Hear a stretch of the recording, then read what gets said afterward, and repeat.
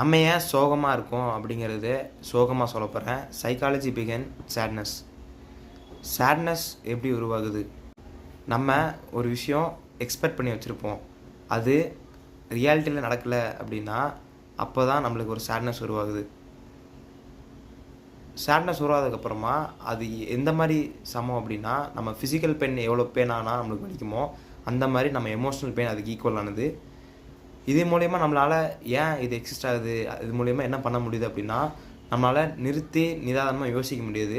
அதாவது சைக்காலஜிஸ்ட் இந்த ஃபேஸை தான் வந்து ஸ்லோயிங் டவுன் ஃபேஸ்ன்னு சொல்கிறாங்க. இந்த ஃபேஸ் கண்டிப்பாக எல்லா ஹியூமனுக்கும் தேவை. அப்போனா தான் அவங்க என்ன தப்பு பண்ணியிருக்காங்க அது உட்காந்து திருப்பி யோசிக்க முடியும்.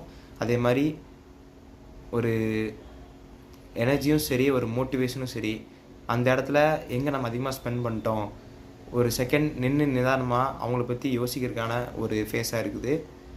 இது மூலயமா நிறைய சர்வைவலும் அதிகமாகுது. எவல்யூஷன் சைடாக வந்தாலுமே உங்கள் லைஃப்பில் சேட்னஸ்ங்கிறது எப்படி உங்களுக்கு லைஃப்பை சேஞ்ச் பண்ணியிருக்கு அப்படிங்கிற மாதிரி இந்த காமெண்ட் செக்ஷனில் கமெண்ட் பண்ணுங்கள்.